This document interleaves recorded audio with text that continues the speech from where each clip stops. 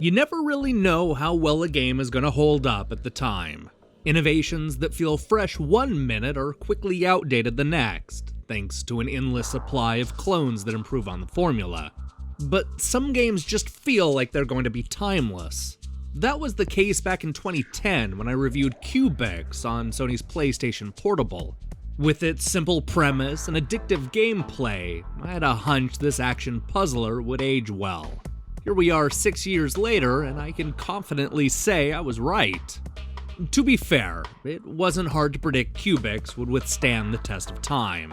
Although updated for the 21st century, this game bears a striking resemblance to the arcade classic Cubixx. Much like the Taito game, the goal is to uncover the backgrounds by drawing in lines from wall to wall, all while avoiding sparks and weird flying creatures.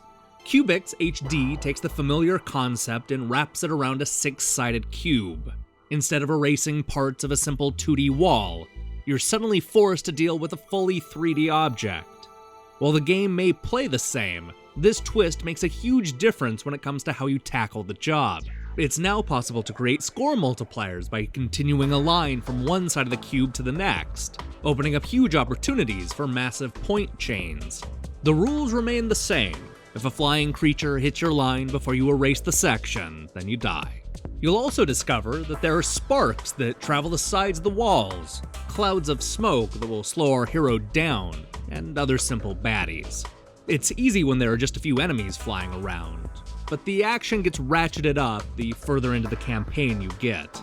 The traditional arcade mode offers 50 stages to conquer, with checkpoints set up after every 5 levels.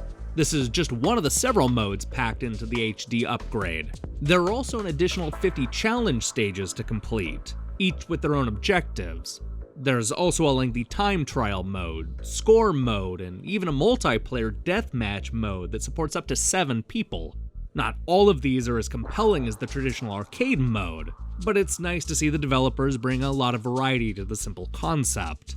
The visuals are a big step up from the PSP original, but are starting to look a little dated. While the backgrounds use different shapes and change color, they aren't much to look at. The cube itself looks good, but it doesn't change much over the course of the game. I would love to see a proper follow-up that uses different shapes or shakes the gameplay up a bit. The good news is that the mechanics hold up. The action is always moving and the controls are quick and responsive. I'll go into a match thinking it'll only be a few minutes, only to lose an hour trying to beat my high score. Just like the old school arcade games that inspired it, Cubixx HD is easy to pick up and impossible to put down. Now it's time to bring on the proper sequel. Hey, thanks for watching the review. It's hard to believe it's already been 6 years since Cubixx hit PSP. I went back and read the review I wrote back in 2010, and it's awful.